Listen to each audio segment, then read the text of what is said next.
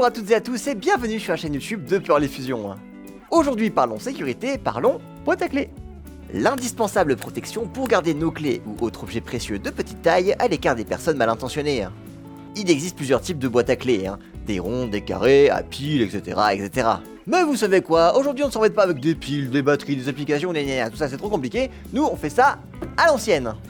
Ah ben on est team mécanique nous, on est des pros du tout novice, on ne l'est pas, manifestez-vous les pros du tout novice. Ouais. Ok, vous n'avez rien vu et d'ailleurs il ne s'est rien passé, on est d'accord? Ok, c'était bizarre. Bref, pour faire fonctionner notre boîtier sécurisé, on va avoir besoin d'un tournevis, et c'est tout. Bon, peut-être d'une perceuse aussi pour l'accrocher au mur, mais dans les faits, on peut faire fonctionner la boîte à clés juste avec un tournevis, et on va voir ça ensemble. Maintenant, cette boîte à clés peut aussi servir dans le cas où vous faites louer votre habitation par exemple, ou alors quelqu'un doit faire une intervention chez vous mais n'a pas les clés forcément, ou alors par un concours de circonstances vous vous êtes tout simplement exfermé. Je me moque pas, je sais de quoi je parle, je l'ai déjà fait sans faire exprès. Dans tous ces cas de figure, on est bien content d'avoir une clé de secours pour pouvoir rentrer chez soi, mais on est aussi bien content que cette dite clé soit encore là parce que vous l'avez planquée comme tout le monde dans un pot de fleurs, près de l'entrée. Dis donc, t'as pas changé de vêtements entre deux scènes là? Mon cher double, connais-tu le concept des personnages qui vivent entre les épisodes? Eh bien là, c'est pareil. Oui, mais alors là, on est au sein du même épisode, et au début qui plus est.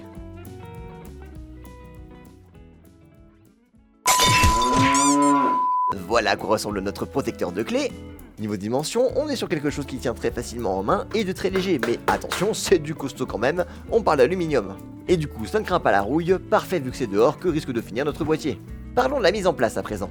Vous avez 13 boutons sur le boîtier de 1 à 9, puis une touche dièse, une touche 0 et une touche hashtag. Le bouton C en rouge servant de bouton de correction j'imagine, qui permettra quant à lui de réinitialiser le code si vous vous êtes trompé. On verra plus en détail juste après ce que ça veut dire concrètement. La première étape, c'est finalement d'ouvrir le boîtier. Donc pour ça, on va venir tourner la manivelle juste au-dessus, sur l'écran du dessus. Alors je fais juste une parenthèse, parfois je dis flèche vers le haut ou alors flèche vers le bas, mais vous vous doutez bien qu'en fonction de comment je tiens le boîtier, cette notion elle peut varier. Donc le sens par défaut que je vais donner, c'est celui-ci avec le logo Xcase qui se trouve vers le bas.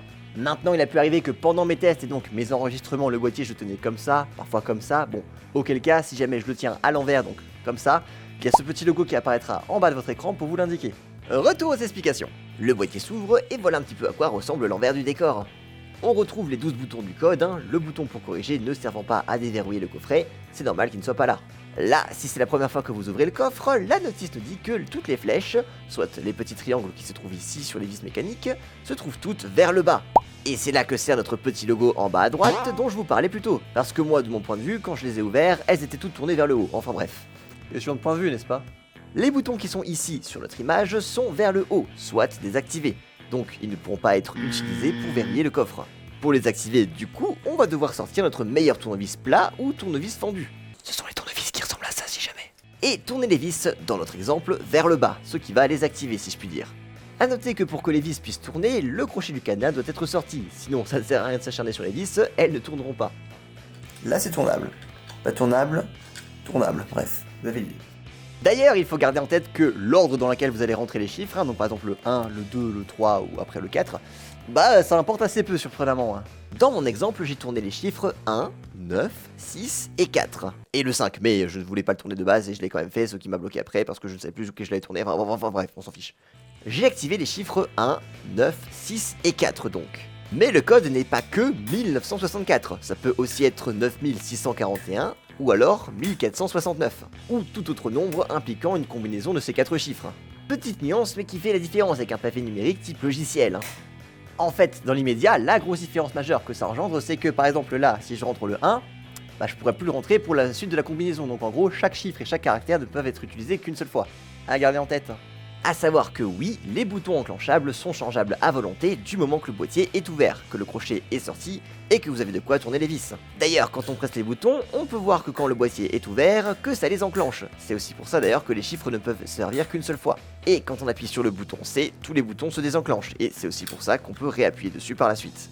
Voilà, c'était la petite anecdote pour celles et ceux qui veulent savoir comment ça fonctionne. On va faire un rapide point sur l'installation.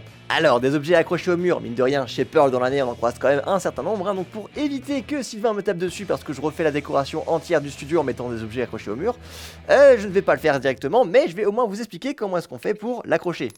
Vous allez voir, c'est pas dur. Au fond du boîtier, on a 5 trous pré-percés qui vont nous servir à fixer le boîtier contre un mur. Avec ça, on a 4 vis et 4 chevilles pour vous aider à placer les vis dans un mur solide comme un mur en briques ou alors un mur en béton. L'idée est simple, et je remercie Sylvain Le Goat pour avoir trouvé ce schéma en ligne, mais en gros, en vous basant sur les patterns des trous pré-percés du boîtier, vous venez avec votre petite perceuse trouer votre mur. Vous imaginez très fortement que ça, c'est une perceuse, ok?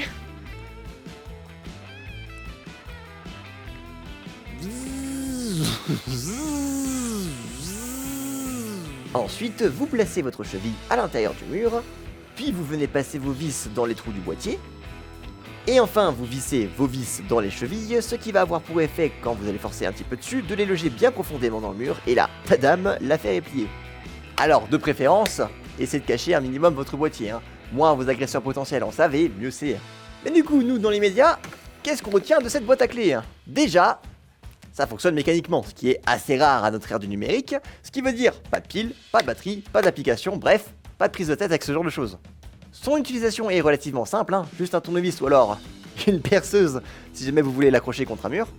Et enfin, c'est petit, c'est léger, c'est résistant et ça peut rester dehors pour faire face aux intempéries sans problème. C'était Tom de chez Pearly Fusion, on se retrouve bientôt pour plus d'objets techno, gardez vos objets précieux en sécurité et en attendant la prochaine, je vous souhaite une bonne fin de journée.